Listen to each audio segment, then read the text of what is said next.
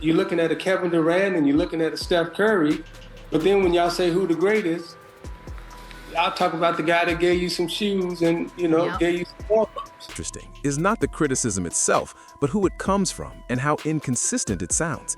When you listen carefully to Isiah Thomas speak about greatness, especially when comparing Michael Jordan and LeBron James, the cracks in his argument become impossible to ignore. Over time, those cracks have turned into full contradictions. The reality is simple. Michael Jordan's basketball legacy was built on performance, dominance, and winning at the highest level. It was not created by shoes, commercials, or marketing campaigns. Those things came after the fact. They followed the greatness. They did not create it. Jordan was already the best player in the world before the brand exploded globally. Anyone who watched basketball in the late 80s and early 90s understands this clearly. When Isiah Thomas tries to reduce Jordan's legacy to shoes and media hype, it comes across as personal rather than factual. Jordan beat his teams. Jordan ended his era. Jordan took everything that the Pistons stood for and rose above it. That history matters. You cannot separate basketball opinions from personal experiences, especially when those experiences include being repeatedly dominated on the biggest stage. Jordan's on-court production speaks for itself. His peak from the late 80s through the early 90s is something no player has matched. Year after year, playoff after playoff, he delivered. Not only is it the product of hydration, the product of footwear, etc., it's also the I'd like to say congratulations to Chicago also. Michael Jordan is truly the greatest of our time. No other athlete could have done what he did this year. When teams tried to trap him, he passed. When they stayed home, he attacked. When they challenged him physically, he responded with skill and aggression. That is what true greatness looks like. In 1989, Jordan showed he could run an offense like a point guard and still dominate as a scorer. In 1990, he elevated his scoring to levels that still stand near the top of playoff history. Then came the championships, where every final series added another layer to his case. Against Magic Johnson, he became a playmaker. Against Clyde Drexler, he became a shooter. Against the Suns, he became unstoppable. This is what separates Jordan from the rest. He did not need one version of greatness. He had many. He adapted without losing control. He never looked overwhelmed. He never looked unsure. The moment was never too big. Isiah himself acknowledged this in the past, on record, on camera. He called Jordan the greatest player of all time. He said no other athlete could have done what Jordan did. These are not rumors. These are documented statements. That is why the current narrative feels so forced. You cannot rewrite your own words without losing credibility. The biggest issue with Isiah's current argument is that it lacks substance. Saying someone has all the records without naming them is not analysis, it's exaggeration. It sounds convincing to casual fans, but it falls apart under even light scrutiny. LeBron James has incredible longevity Of the game, and I'm not a hater. I'm just, when I speak facts, people would not settle the debate. Greatness has never been defined by total stats alone. If that were the case, the conversation would look very different across all positions. Yet even Isiah does not apply that logic consistently. When ranking point guards, he does not place Russell Westbrook above Magic Johnson, even though Westbrook leads in several statistical categories. Why? Because he understands impact, winning, and dominance matter more than totals. That same logic applies to Jordan. He did not need to lead every category to be the best. His impact was overwhelming. His presence changed how teams played. His opponents prepared differently. His teammates were elevated. The league revolved around him. Jordan's leadership style was demanding, sometimes uncomfortable, but always effective. He pushed teammates to their limits because he demanded excellence from himself first. That created a standard. Once that standard was set, winning followed. Another important point often ignored is how Jordan performed when everything was on the line. Finals games, close games, elimination games. His numbers did not drop. His aggression did not fade. His confidence never wavered. That consistency under pressure is the core. and you're looking at a Steph Curry, but then when y'all say who the greatest, y'all talk about the guy that gave you some shoes and, gave you some more. Isiah still called him the greatest. Why? Because he understands greatness is about dominance in your era and mastery of the game, not just accumulation. The hypocrisy becomes clearer when comparing Isiah's views on himself versus John Stockton. Stockton leads in assists and steals by a margin, yet Isiah still believes he was greater. Again, because he values winning, championships, and big moments.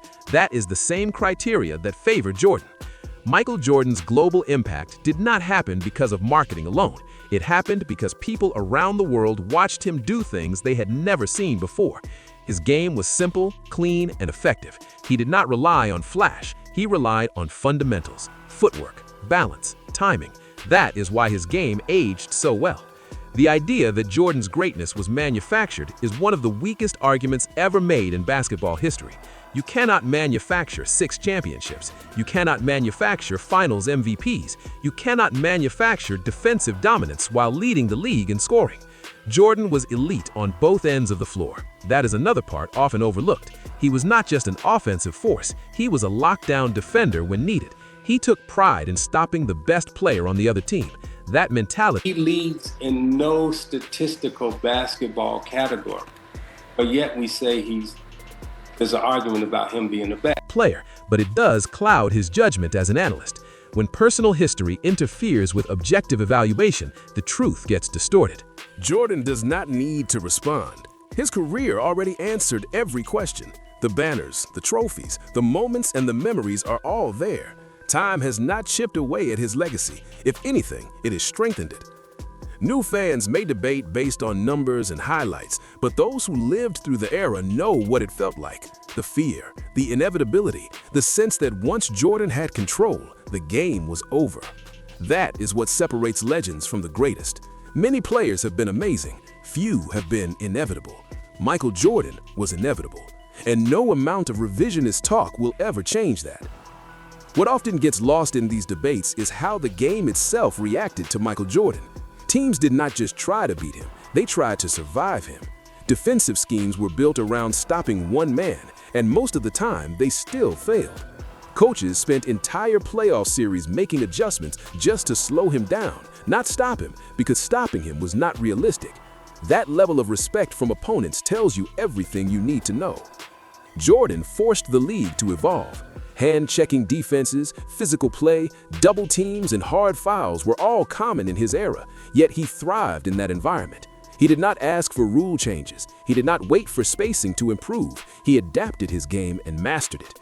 That ability to dominate under tougher conditions is a major reason why his legacy remains untouched. Another key point is Jordan's mindset. He did not play to chase records, he played to win.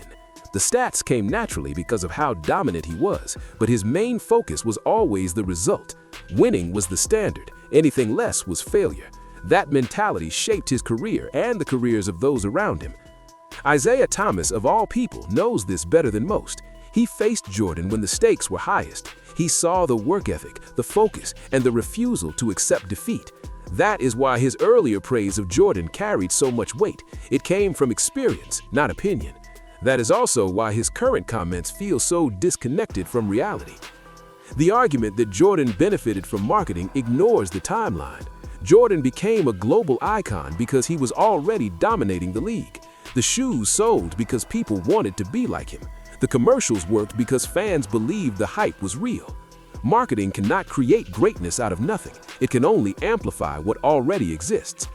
Jordan's playoff performances remain the strongest evidence. Time and time again, when defenses tightened and pressure increased, his production either stayed the same or improved. That is rare.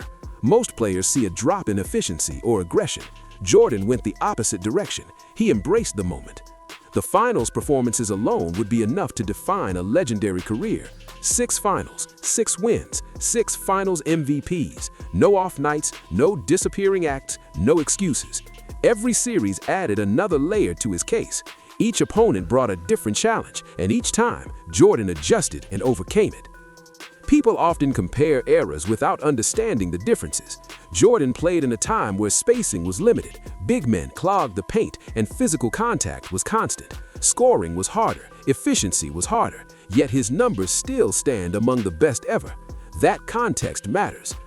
Another overlooked aspect is Jordan's defensive impact in big games. He did not shy away from guarding the best perimeter players. He took it personally. Defense was part of his pride. Being great on both ends of the floor is something very few players can claim at his level. When Isiah Thomas talks about total stats and longevity, he ignores his own logic from the past. Greatness has never been about how long you play. It has always been about how high you reach. Jordan's peak was higher than anyone else's. That peak defines his legacy. The comparison to LeBron James does not require disrespect. LeBron is an all-time great. His career is historic. His longevity is unmatched. But greatness is not just about accumulation. It is about dominance over your era. It is about fear. It is about control. Jordan had all of that. Jordan's opponents believed he would beat them before the game even started.